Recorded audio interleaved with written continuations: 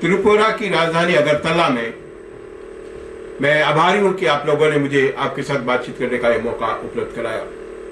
मैं भारतीय मानक ब्यूरो और जिला कलेक्ट्रेट कार्यालय का आभारी हूं कि आप लोगों के साथ बातचीत करने का यह मौका मुझे दिया गया। साथियों, मैं उपभोक्ता जागरूकता भारत यात्रा के तहत त्रिपुरा में आया हूं। ये यात्रा 24 दिसंबर को नई दिल्ली से शुरू हुई थी और हिंदुस्तान के तमाम प्रदेशों से गुजरते हुए, केंद्र शासित क्षेत्रों से गुजरते हुए 15 मार्च को नई दिल्ली में जाकर पूरी होगी। इस यात्रा के दौरान हमारी कोशिश है कि हिंदुस्तान के कोने कोने तक हम उपभोक्ता जागरूकता का संदेश पहुंचा सकें। ग्राम ग्राम, झानी झानी, हर प्रदेश तक, खासकर उन तबकों तक जिन्हें अभी भी उपभोक्ता कानूनों का बहुत प्रभावी ढंग से फायदा नहीं मिल सका है। हमारे गरीब, किसान, मजदूर, ग्रामीण क्षेत्र के लोग, कम पढ़े लिखे लोग आज भी उपभोक्ता कानून के तहत जो अधिकार उन्हें प्राप्त है उनका फायदा पूरी तरह नहीं उठा पा रहे हैं। कम नापतोल, मिलावट, कालाबाजारी, भ्रामक विज्ञापन, डार्क पैटर्न, तमाम तरीकों से उपभोक्ताओं को शोषण का शिकार होना पड़ रहा है।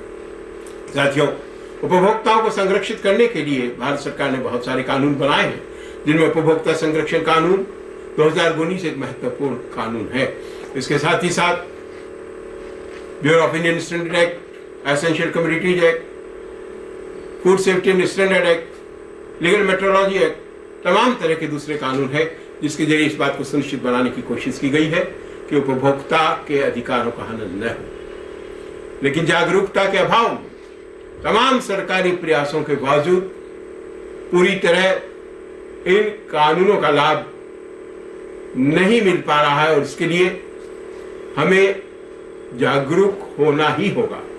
हमें संगठित होना होगा, उपभोक्ता संरक्षण की आवाज को बुलंद करना होगा। आदरणीय केंद्रीय मंत्री श्री प्रहलाद जोशी जी ने इस यात्रा को नई दिल्ली से रवाना किया था और इसका हमारा एक और मकसद ये भी था कि हम विभिन्न प्रदेशों में जाकर उन प्रदेशों की वास्तविक स्थिति को देखें कि कानूनों के जरिए जो इंफ्रास्ट्रक्चर बनाया गया है, जो शिकायत निवारण तंत्र बनाया गया है, लोगों को न्याय दिलाने के लिए जो मैकेनिज्म बनाया गया है वो प्रभावी ढंग से काम कर पा रहा है या नहीं कर पा रहा है, और अगर नहीं कर पा रहा है तो क्या दिक्कतें आ रही है जिनको दूर करके हम इस स्थिति में सुधार ला सकते हैं। इस यात्रा के दौरान हम लोग भारत के बहुत बड़े हिस्से को कवर करने के बाद पूर्वोत्तर के क्षेत्रों में पहुंचे हैं।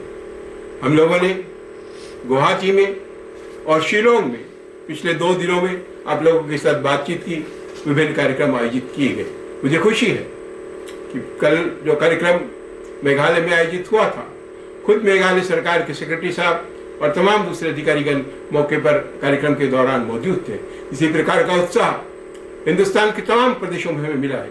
कई प्रदेशों में माननीय मुख्यमंत्री जी, माननीय उपभोक्ता मामले विभाग के मंत्री, जिला कलेक्टर साहिबान हमारे साथ चर्चा में शामिल हुए हैं और जो समस्याएं आ रही है उनको उन्होंने सामने रखा है।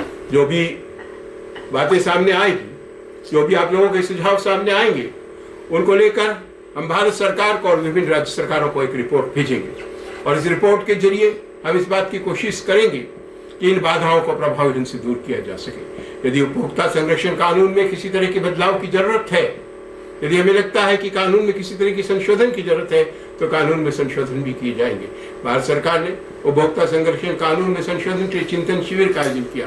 तमाम प्रदेशों के जो इससे जुड़े हुए हमारे न्यायिक तंत्र के लोग हैं, प्रशासनिक तंत्र के लोग हैं, शैक्षिक संगठनों के लोग हैं, इस बैठक में शामिल हुए थे और हमने चर्चा की थी कि कानून में क्या बदलाव लाया जाना चाहिए।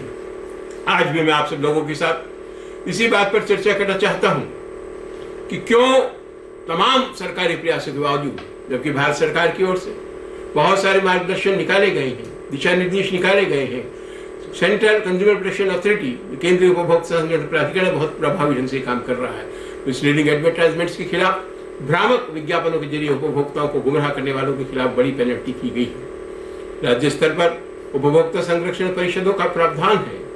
हर जिले में जिला उपभोक्ता आयोग बनाया गया है, राज्य में राज्य उपभोक्ता आयोग बनाया गया है।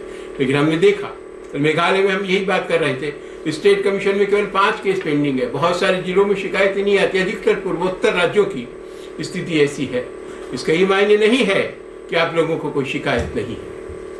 कारण यही है कि जो शोषण आपका हो रहा है उसके बारे में आप जागरूक नहीं है और आप ये नहीं जानते कि आपको कहाँ शिकायत करनी है। आपके जिले में आयोग काम कर रहे हैं। इतना ही नहीं, भारत सरकार ने राष्ट्रीय उपभोक्ता हेल्पलाइन का संचालन किया हुआ है। 1915 नंबर पर, टोल फ्री नंबर पर आप अपनी शिकायतें दर्ज करा सकते हैं। ये हेल्पलाइन 7 दिन काम करती है और हिंदुस्तान की 17 भाषाओं में, ताकि भाषाओं में भी आपको कोई समस्या हो तो परेशानी नहीं हो, आप अपनी शिकायत दर्ज करा सकते हैं।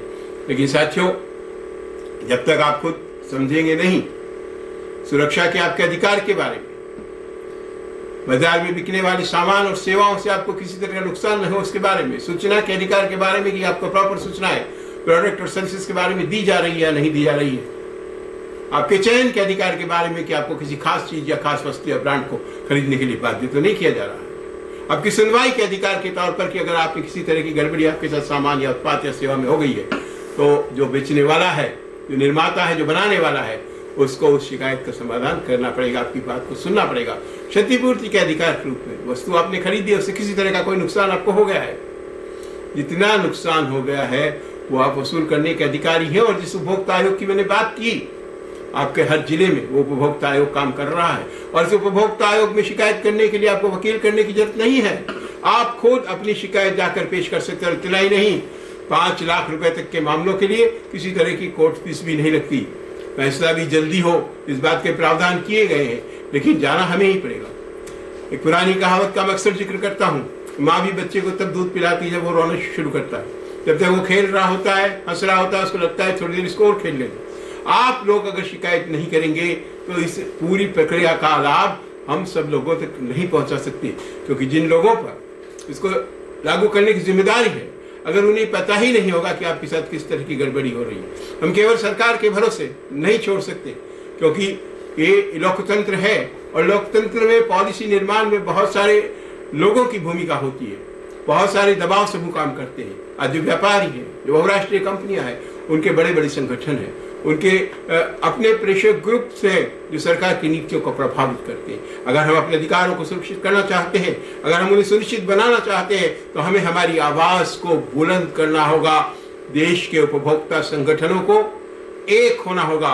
अगर तला की इस धरती से मैं देश के उपभोक्ता संगठनों का आह्वान करता हूं कि वे अपने छोटे छोटे स्वार्थों को, अपने संस्थागत मतभेदों को भुलाकर हिंदुस्तान के 140 करोड़ से अधिक उपभोक्ताओं के लिए एकजुट हो और हिंदुस्तान के उपभोक्ताओं की आवाज को इतना सशक्त करें कि उनके अधिकारों के हनन के बारे में कोई सोच नहीं सके। मुझे दुख है कि कुछ संगठन तमाम ऐसे उद्देश्यों को लेकर काम कर रहे हैं जिसके चलते कई एनजीओ के संबंध में समझा जाता है कि वो कई प्रोजेक्ट्स के लिए काम कर रहे हैं, जहाँ फंडिंग होती है वहाँ काम कर रहे हैं। हमें उस भावना से ऊपर उठकर एक समाज सेवा के रूप में, जिस तरह वॉलंटरी कंज्यूमर ऑर्गेनाइजेशंस काम करते हैं और एनजीओ वीसीओ में फर्क है, उस भावना के अनुसार हमें काम करना है। और साथियों, मैं आपको यहाँ ये भी कहना चाहूँगा कि हमें अधिक प्रशिक्षित होने की जरूरत है, हमें अधिक योग्य होने की जरूरत है, हमें अधिक विशेषज्ञ होने की जरूरत है, ताकि हम उपभोक्ताओं का बेहतर ढंग से संरक्षण कर सके। कंज्यूमर्स कॉन्फेडरेशन ऑफ इंडिया जो देश के उपभोक्ता संगठनों का सबसे बड़ा संगठन है और एक मजबूत आवाज है, इस उपभोक्ता जागरूकता भारत यात्रा के जरिए हमारी ये कोशिश है कि हिंदुस्तान के उपभोक्ता आंदोलन को भी हम प्रभावी कर सके।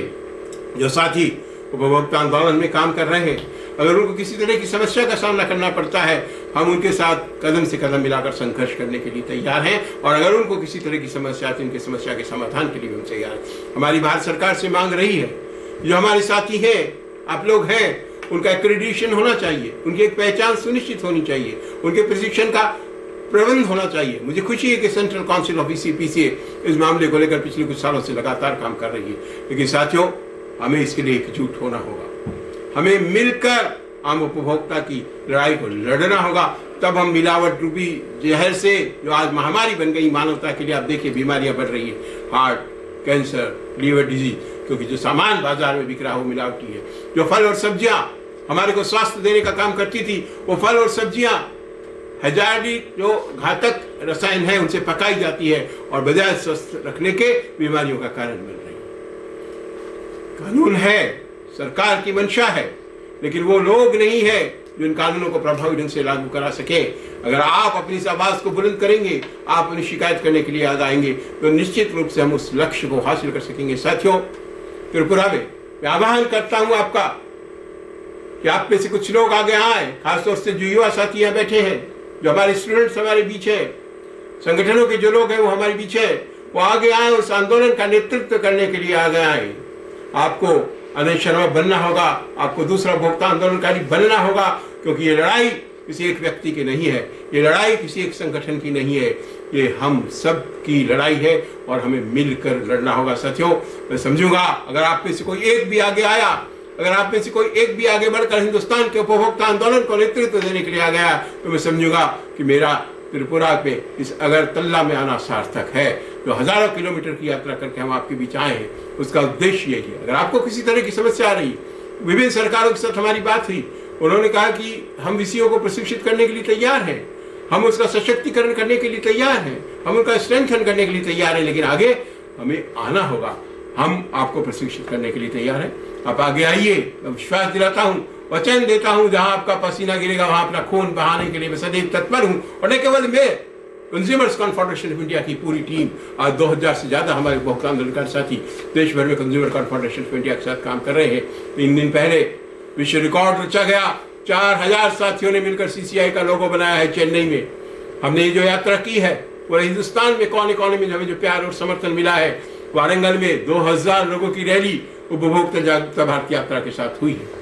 हैदराबाद में, तमिलनाडु के तमाम शहरों में, गुजरात में, राजस्थान में, मध्य प्रदेश में, हिंदुस्तान के तमाम हिस्सों में ये समर्थन मिल रहा है। इससे संगठित होने की जरूरत है और अपने अधिकारों के लिए न केवल खुद लड़ने की जरूरत है, बल्कि तमाम लोगों को जागरूक करने की जरूरत है। आज आप लोग जितने लोग यहाँ बैठे हैं, आप लोग जब जाएंगे अपने अपने क्षेत्रों में, तो अपने समाज के लोगों को, अपने वर्ग के लोगों को, अपने साथ रहने वाले नागरिकों को, आपका जो IW है, रेजिडेंट वेलफेयर एसोसिएशन है, आपकी कॉलोनी के लोगों को आप बताइए कि उपभोक्ताओं के अधिकार हैं, हमें शोषण नहीं सहना है। शिकायत के लिए अगर आप आगे आएंगे तो ये शिकायत करने वाले बंद होंगे। माचिस की एक डिब्बी में 50 सीख आनी चाहिए, उसमें 45 सीख आती है, आपकी 5 सीख कम है। आपने कभी उसको गौर किया है? उस 5 सीख को कम करने से बनाने वाले ने कितना पैसा गलत तरीके से कमा लिया, आप ये सोचिए। ये छोटी छोटी चीजें महत्व रखती है। हमने बड़ी मेहनत करके भारतीय मानक ब्यूरो के साथ, भारतीय मानक ब्यूरो ने हॉलमार्क जरूरी किया, सोने के आभूषणों में जरूरी किया, लेकिन इसके बावजूद तमाम गुणवत्ता मानकों के प्रति क्या लोग जागरूक हैं? मैंने जयपुर शहर से 15 सोने के नमूनों की जांच की, खरीद के जांच करवाई, BIS के साथ मिलकर नहीं, 15 के 15 सैंपल फेल हो गई थे, 22 कैरेट का एक भी नहीं मिला। उसके बाद ये कोशिश हुई कि हॉलमार्क की योजना आए और 25 साल लग गए उसे कंपलसरी करने में। यही स्थिति है तमाम उपभोक्ता संरक्षण से जुड़ी स्थिति की, क्योंकि उपभोक्ता एक नहीं है, उनकी आवाज में दम नहीं है। याद रखिए, आप न केवल अर्थव्यवस्था को पैसे से चलाते हैं, बल्कि इस राजतंत्र को, इन सरकारों को भी अपने वोट से चुनते हैं, और 5 साल बाद उन्हें जनता के बीच आना पड़ता है। सिर्फ अपनी इस ताकत को समझिए, संगठित होइए, जागरूक होइए और अपनी आवाज को बुलंद कीजिए। इतनी देर तक आप लोगों ने मुझे सुना, हालांकि मुझे आने में विलंब हो गया था। हम शिलोंग से आ रहे हैं, कल शिलोंग का हमारा कार्यक्रम था, 15 घंटे का रास्ता है। जिस वाहन से हम आए, कुछ आपके पास विलंब से आए हूँ, फिर भी आप लोगों ने मुझे इतनी देर तक सुना और बर्दाश्त किया, उसके लिए बहुत बहुत धन्यवाद। जय हिंद।